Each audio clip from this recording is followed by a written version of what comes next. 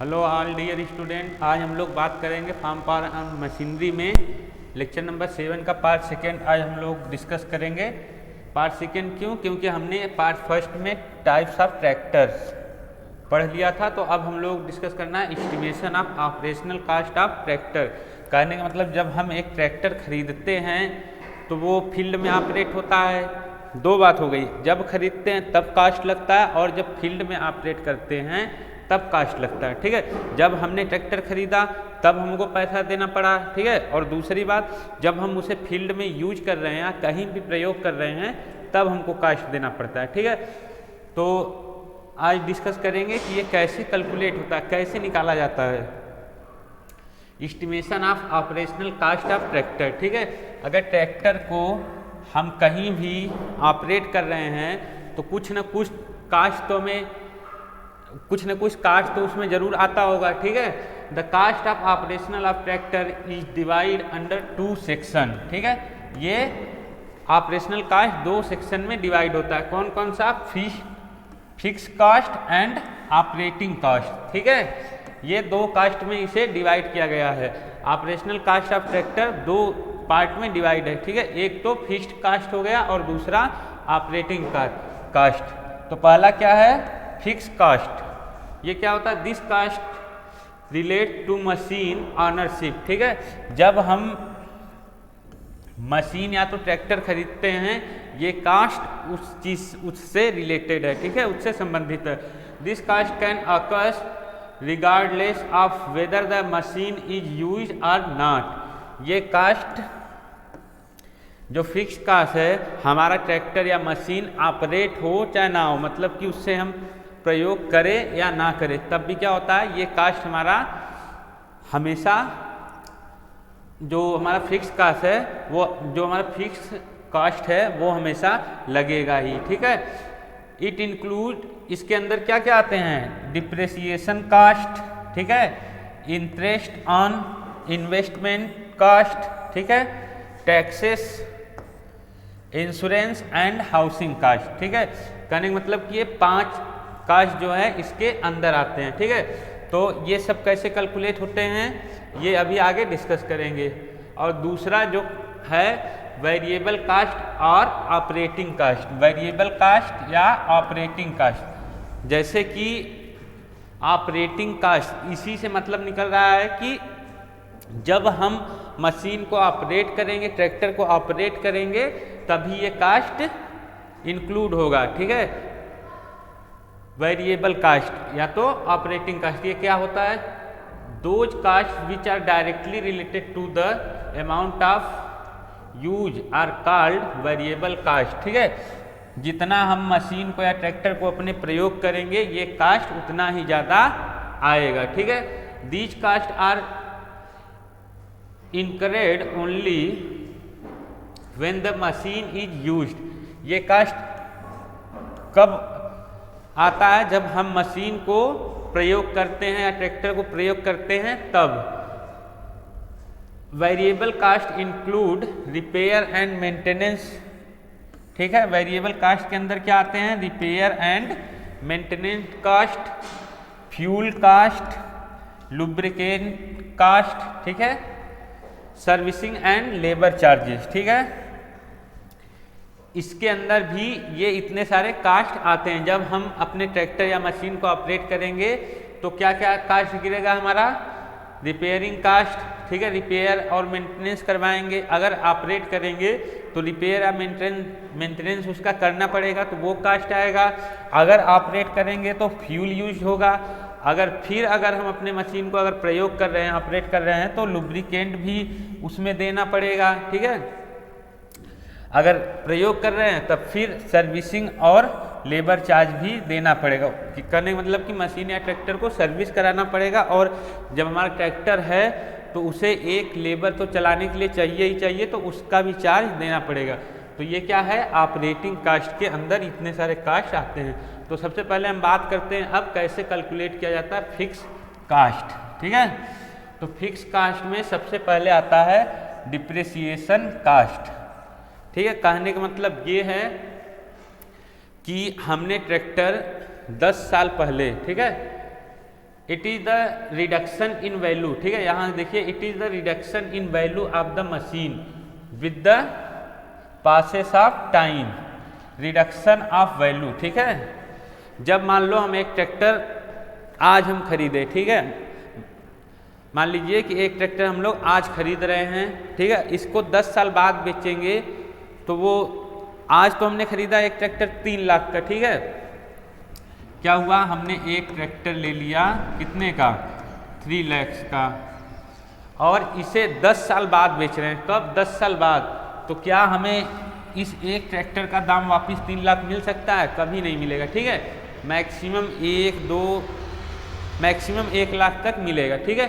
तो ये क्या है, डिप्रिसिएशन कास्ट, ठीक है, कहने का मतलब कि ट्रैक्टर अगर आज के डेट में खरीदा गया, अगर उसे 2 साल बाद बेच रहे हैं तो कितना कास्ट डिप्रिसिएट होता है, ठीक है, घटता है।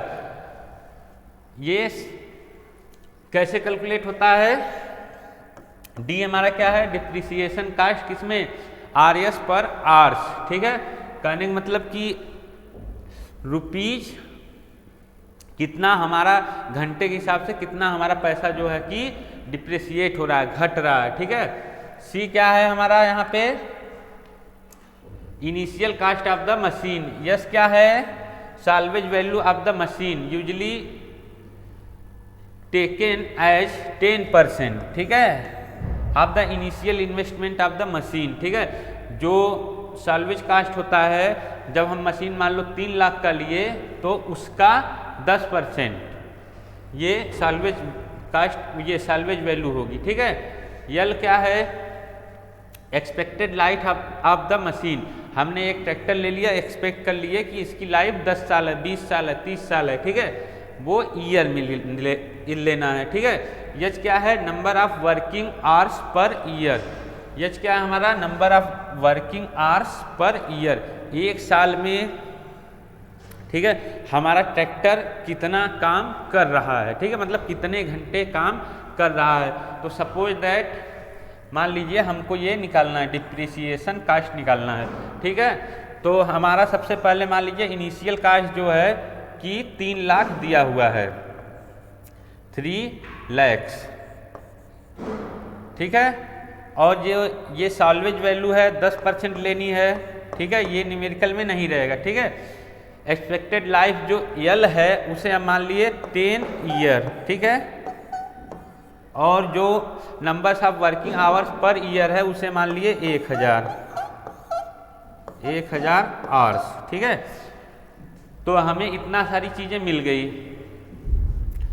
बस न्यूमेरिकल में ये चीज़ नहीं रहेगी, ठीक है, इसे हमें एग्ज्यूम करना है, 10% initial cost of the machine, ठीक है। तो निकालना है तो क्या करेंगे, D इक्वल टू क्या, सबसे पहले कास्ट, कौन सा, इनिशियल कास्ट, तो हमने कितने में लिया था, 3 लाख में,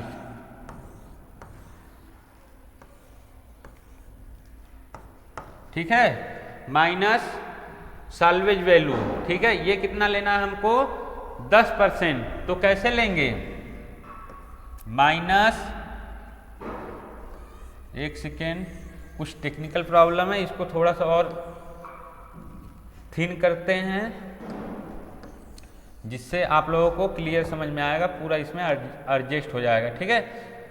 तो क्या है, डी को हमने इनिशियल कास्ट लिया कितना, 3 लाख,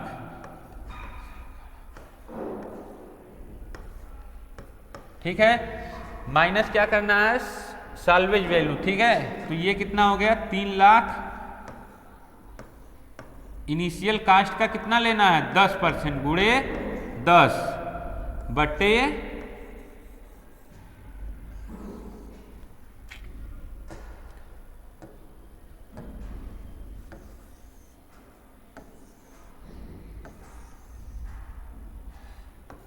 गुणे 10/100, ठीक है। क्यों, मतलब कि इनिशियल कास्ट का 10% लेने के लिए हमने गुणे 10/100 कर दिया, ठीक है। अब इसको क्या करना है, डिवाइड कर देना, किससे, लाइफ ऑफ द मशीन या तो ट्रैक्टर, ठीक है, ट्रैक्टर की लाइफ कितनी हमने एज्यूम किया था, 10 ईयर, ठीक है। अगर न्यूमेरिकल में दिया है तो दिया है, नहीं तो एज्यूम कर लेंगे, ठीक है। ये चीज न्यूमेरिकल में लाइफ ऑफ द मशीन ये चीज दी रहेगी, ठीक है। अब नंबर ऑफ वर्किंग आवर्स भी दिया रहेगा, हमने एज्यूम किया यहाँ पे 1000 आवर्स, ठीक है। जब इसको सॉल्व करेंगे, कैसे सॉल्व करेंगे, पहले तो ये कट गया, ठीक है, ये 0 कट गया, ये 0, इसको घटा दिया अपन तो कितना आ गया, 3 लाख में से हमने 30,000 घटा दिया तो 2,70,000, यहाँ पे लिखते हैं क्या आ गया, 2,70,000 बट्टे में कितना 10 गुणे 1000, ठीक है। तो 3 शून्य से 3 शून्य कट गया और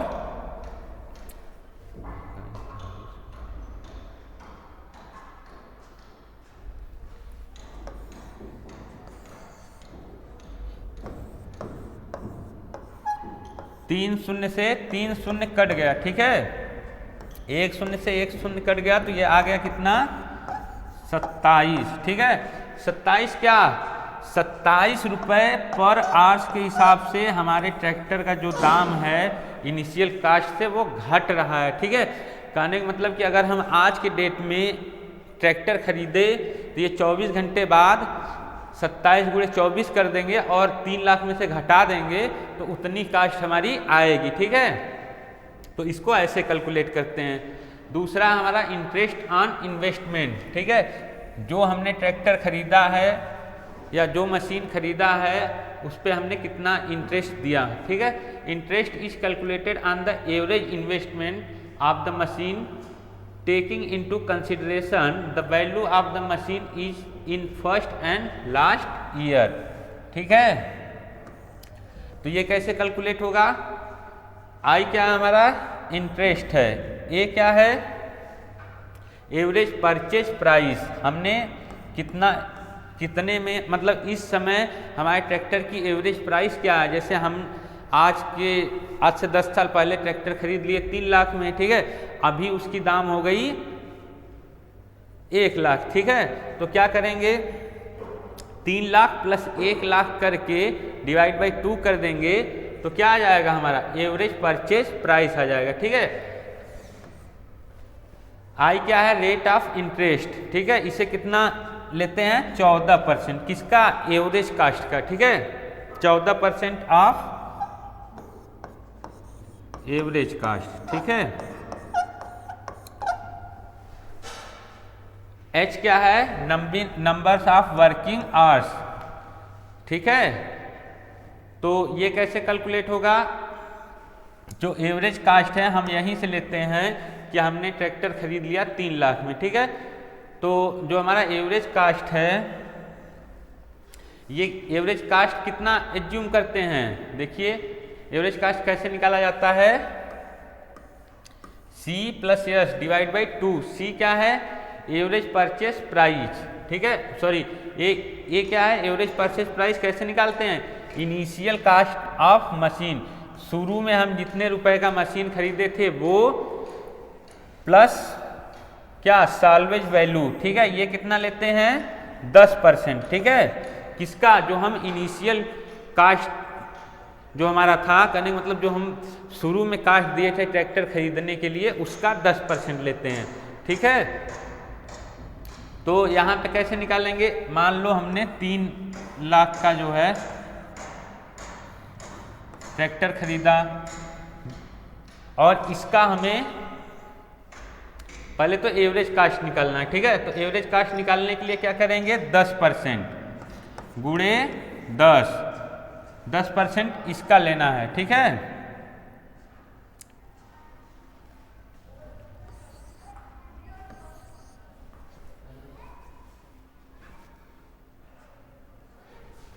एवरेज कास्ट निकालने के लिए यहाँ पे एवरेज कास्ट निकाल लेते हैं 3 लाख प्लस साल्वेज वैल्यू कितना है 3 लाख का 10%, ठीक है। ये बटे में 100, तो पहले इसको सॉल्व कर लेते हैं, ये 0 से कट गया। अब क्या बचा 30,000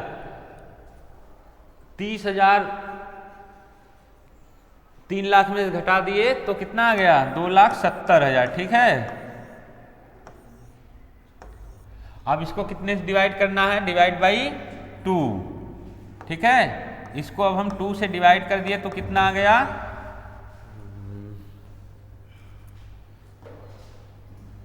नहीं ये जोड़ना है ना, यहाँ पे 3 लाख में 30,000 जोड़ेंगे तो 3,33,000 हो जाएगा। ठीक है, इसको यहाँ पे ऐड करना है 3 लाख प्लस 30,000 तो 3,30,000 ये हो जाएगा। ठीक है,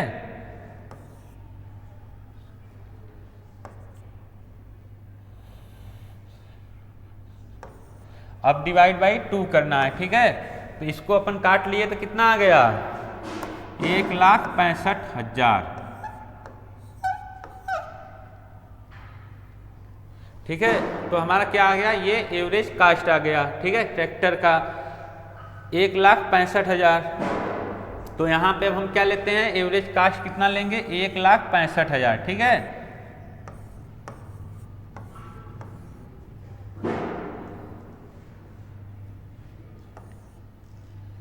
गुड़े आई क्या है हमारा, रेट ऑफ इंटरेस्ट कितना लेना है 14%। ठीक है, तो इसको हम लोग ले लिए 14%, डिवाइड बाई किससे करना है 100 multiply by numbers of working hours, कितना था 1,000। ठीक है, तो जब हम लोग इसको सॉल्व करते हैं 1,000 तो 3 जीरो से ये 3 जीरो कट गए। ठीक है, ये 2 जीरो काटने के लिए यहाँ पे दशमलव लगा दिए। ठीक है, अब 14 में 1.65 का मल्टीप्लाई करेंगे तो सपोज दैट मान लो कि 20 आ गया। 20 क्या आया, इतना रुपए पर आवर्स के हिसाब से हमने इंटरेस्ट दिया है। ठीक है, पर आवर्स के हिसाब से हमने अपने मशीन पे इंटरेस्ट दिया है, लग रहा है। ठीक है, अब बात आती है हाउसिंग की। ठीक है, हाउसिंग करने के लिए भी पैसा लगता है, तो वो कितना एज्यूम किया जाएगा, कैसे निकलता है, तो हाउसिंग कास्ट में बी टेकन एज 1%। ठीक है, हाउसिंग कास्ट कितना लिया जाता है 1% ऑफ इनिशियल कास्ट। ठीक है, जो हम शुरू में मशीन या ट्रैक्टर खरीदने में जो कास्ट लगाए हैं उसका 1% कास्ट लिया जाता है पर ईयर के हिसाब से। ठीक है, अगला है insurance. Insurance charge is taken on the basis of the actual payment. ठीक है, इसे टू द इंश्योरेंस कंपनी, जितना हम इंश्योरेंस कंपनी को पैसा देते हैं उतना क्या होता है इंश्योरेंस कास्ट हो जाता है। ठीक है, बट रफली speaking it may be taken as 1% of the initial cost. ठीक है, लेकिन वैसे हम इसे क्या करेंगे, न्यूमेरिकल में लेने के लिए 1% इनिशियल कास्ट का पर ईयर के हिसाब से ले लेंगे। ठीक है, इनिशियल कास्ट का 1% पर ईयर के हिसाब से इसे एज्यूम कर लेते हैं। ठीक है, मान लेते हैं। अगला क्या है taxes. Taxes are calculated on the basis of the actual taxes paid per year. ठीक है, जितना हम पर ईयर टैक्स पेड करते हैं मतलब देते हैं वो क्या कहलाता है टैक्सेस, बट रफली speaking it may be taken as 1%। लेकिन इसे भी हम क्या कर सकते हैं, क्या करते हैं न्यूमेरिकल में, वैसे इसे न्यूमेरिकल में 1% मान लेते हैं किसका इनिशियल कास्ट का। ठीक है, इनिशियल कास्ट का पर ईयर के हिसाब से 1% मान लेते हैं इसको भी। ठीक है, so the charges for the taxes. ठीक है, जो भी चार्ज लग रहा है टैक्सेस पे, इंश्योरेंस पे एंड हाउसिंग पे can be taken as 3% per year. ठीक है, of the initial cost of the machine. अब ये तीनों जो हमारा टैक्सेस है, इंश्योरेंस है और हाउसिंग है, ये सब में 1% लिया जा रहा था और इनिशियल कास्ट का ही लिया जा रहा था, तो इसे एक साथ हम 3% मान सकते हैं। ठीक है, तो ये टैक्सेस और इंश्योरेंस एंड हाउसिंग कास्ट। ठीक है, कैसे निकलेगा, इस फार्मूला के माध्यम से निकलेगा। ठीक है, तो जो हमारा सबसे पहले 3 हो गया। ठीक है, यहाँ हम देखिए कैसे निकलेगा, मान लो 3 फार्मूला में है। ठीक है, इंटू एवरेज कास्ट कितना आया था अभी हम निकाले थे, तो 1,65,000, ठीक है, divide by 100 multiply by H क्या था, numbers of working hours per year, एक साल में कितना घंटे काम में लिया जा रहा है, ठीक है। तो वो कितना लिए थे, 1,000 लिए थे, ठीक है। तो जब हम इसको सॉल्व करेंगे तो ये 3 जीरो से 3 जीरो काट दिए, ठीक है, 2 जीरो ये काटने के लिए यहाँ पे दशमलव लगा दिए। इसको सॉल्व करेंगे तो मान लो सपोज डेट ये 6 7 आएगा, तो हमने 6 ले लिया। 6 क्या, ये सब चार्जेस हमारे RS मतलब रुपीज पर आवर्स के हिसाब से हमारे चार्जेस आ रहे हैं, हमारे कास्ट आ रहे हैं, ठीक है। इंश्योरेंस कास्ट, ठीक है, और टैक्सेस और हाउसिंग का पर आवर्स के हिसाब से 6 रुपये हमारा कास्ट गिर रहा है हमारे ट्रैक्टर या मशीन पे, ठीक है। अब क्या है, the total fix cost is the sum of, total जो फिक्स कास्ट है, अब क्या होगा, वो इन पांचों का सम करेंगे, मतलब सबको ऐड करेंगे तो वो टोटल फिक्स कास्ट निकल जाएगा, ठीक है। Sum of depreciation cost, interest on investment, taxes, insurance and housing, ठीक है। ये पांचों का जब सम करेंगे, पांचों को जोड़ देंगे तो हमारा टोटल फिक्स कास्ट निकल जाएगा, ठीक है। अब बात करते हैं वेरिएबल कास्ट का, ठीक है। रिपेयर एंड, सबसे पहला क्या है, repair and maintenance cost. Repair and maintenance cost are necessary to keep a machine in perfect working condition due to wear, part failure, renewal of tyre and tube accidents, ठीक है। कहने का मतलब कि हमारा ट्रैक्टर है तो उसे रिपेयर और मेंटेनेंस की ज़रूरत पड़ती है, नहीं तो क्या है, हमारा ट्रैक्टर डैमेज हो जाएगा। The repair and maintenance cost varies between 5 से 10% of the initial cost of the machine per year, ठीक है। पर ईयर के हिसाब से जो हमने इनिशियल कास्ट दिया था उसका 5 से 10% हम मान लेते हैं कि वो रिपेयर एंड मेंटेनेंस कास्ट भी उतना लगेगा। 5 से 10% रिपेयर एंड मेंटेनेंस कास्ट लगेगा, किसका, इनिशियल कास्ट का 5 से 10% पर ईयर, ठीक है। तो इसे सॉल्व कैसे करते हैं, रिपेयर एंड मेंटेनेंस कास्ट हमने 10% मान लिया यहाँ पे, ठीक है। अब जो इनिशियल कास्ट है वो मल्टीप्लाई करेंगे 10 से, ठीक है, डिवाइड बाई 100 इंटू एच, क्यों, क्योंकि हमारा इनिशियल कास्ट कितना था, 3 लाख, ठीक है। इसका हमें क्या करना है, 10% लेना है, ठीक है। जब 10% लेंगे तो डिवाइड बाई क्या हो गया, 100, ठीक है, और मल्टीप्लाई किससे करना है, नंबर्स ऑफ वर्किंग आवर्स, कितना था, 1000, ठीक है। तो ये 1 2 3 3 जीरो से काट देते हैं, 2 जीरो से काट देते हैं, तो ये कितना आ गया, 30 रुपये पर आवर्स के हिसाब से हमारा रिपेयर एंड मेंटेनेंस कास्ट गिर रहा है, ठीक है। हमारे ट्रैक्टर पे 30 रुपये पर आवर्स के हिसाब से रिपेयर एंड मेंटेनेंस कास्ट आ रहा है, ठीक है। अब दूसरा क्या है, वेरिएबल कास्ट के अंदर फ्यूल कास्ट, ठीक है। ऑपरेटिंग कास्ट या वेरिएबल कास्ट के अंदर दूसरा है fuel cost. Fuel cost is calculate on the basis of actual fuel consumption in the tractor, ठीक है। कहने का मतलब कि हमारे ट्रैक्टर के अंदर कितना फ्यूल कंज्यूम हो रहा है एक्चुअल में, ठीक है, वास्तविक में हमारे ट्रैक्टर के अंदर कितना तेल जो है कि खपत हो रही है, कितना फ्यूल, डीजल या पेट्रोल उसमें खपत हो रही है, तो उसके आधार पे हम क्या निकालते हैं, फ्यूल कास्ट। कैसे निकालते हैं, fuel cost rupees per hours के हिसाब से, ठीक है। तो quantity of fuel consumed per hours, ठीक है, लीटर पर आवर्स में, ठीक है, मतलब कि कितना हमने 1 घंटे के अंदर कितना हमारा ट्रैक्टर जो है कि 1 घंटे के अंदर कितना लीटर जो फ्यूल है वो उसमें कंज्यूम कर रहा है, ठीक है, उसमें खपत हो रही है 1 घंटे के अंदर। और cost of fuel, suppose that कि जो हमारी ट्रैक्टर है 1 घंटे में डीजल है तो 2 लीटर फ्यूल कंज्यूम कर ले रही है। 2 लीटर हमारा जो ट्रैक्टर है वो 2 लीटर डीजल जो है उसमें हमारे ट्रैक्टर में ख़त्म हो रहा है पर घंटे के हिसाब से, ठीक है। और उसका कास्ट कितना है, सपोज डेट मान लो 70 रुपये है, तो क्या आ गया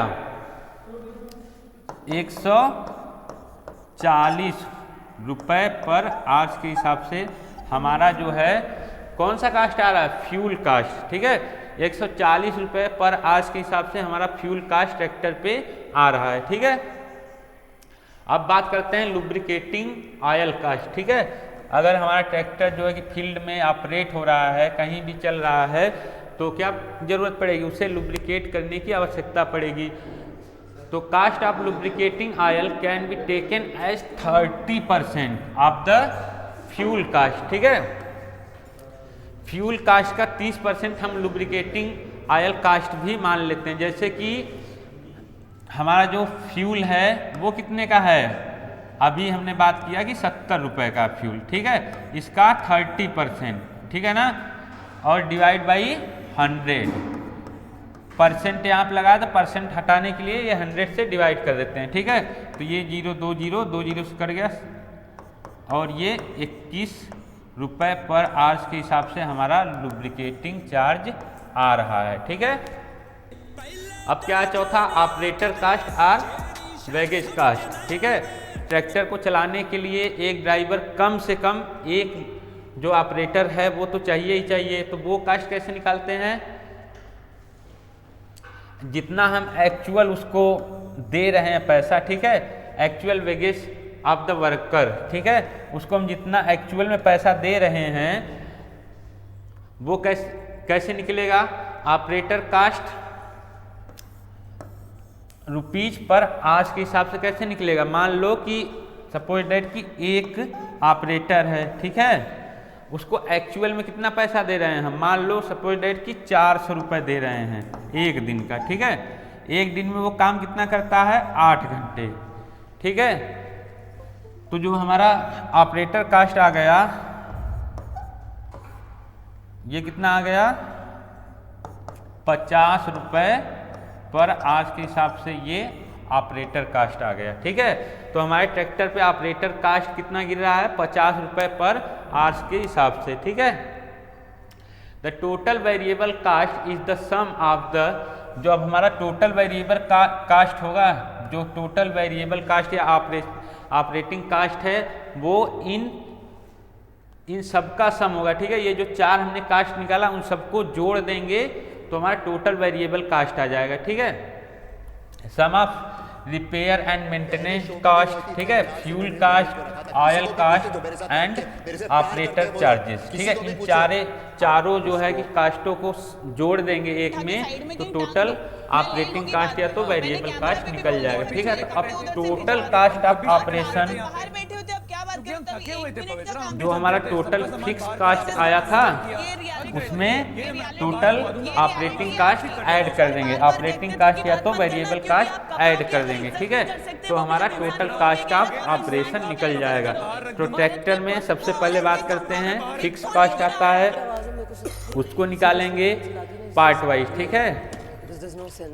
डिप्रिसिएशन कास्ट कितना है, ठीक है, मतलब सब निकालने के बाद जब सबका सम करेंगे तो आ जाएगा टोटल फिक्स कास्ट। फिर अब निकालेंगे ऑपरेटिंग कास्ट या वेरिएबल कास्ट, तो उसमें मान लो कि रिपेयर एंड मेंटेनेंस के लिए कितना कास्ट आ रहा है और ऑपरेटिंग कास्ट कितना आ रहा है, फ्यूल कास्ट कितना आ रहा है, तो ये सबको जोड़ेंगे तो हमारा टोटल ऑपरेटिंग कास्ट आ जाएगा, ठीक है। उसके बाद जब इन दोनों कास्ट को सम करेंगे तब हमारा जाके कहीं ये टोटल कास्ट ऑफ ऑपरेशन निकलेगा, ठीक है। हमने ट्रैक्टर खरीद लिया, उसे फील्ड में ऑपरेट कर रहे हैं, तो जब तक ऑपरेट हो रहा है फील्ड में, ठीक है, वहां पे हमारा टोटल ऑपरेटिंग कास्ट वहां पे आएगा, ठीक है। जब से खरीदे अब ट्रैक्टर को यूज कर रहे हैं या नहीं कर रहे हैं, लेकिन खरीद लिए तो वो फिक्स कास्ट हो गया। ठीक है, तो ये हम अपने ऐसे total cast of operation tractor का निकालेंगे। ठीक है, थैंक यू एवरीवन।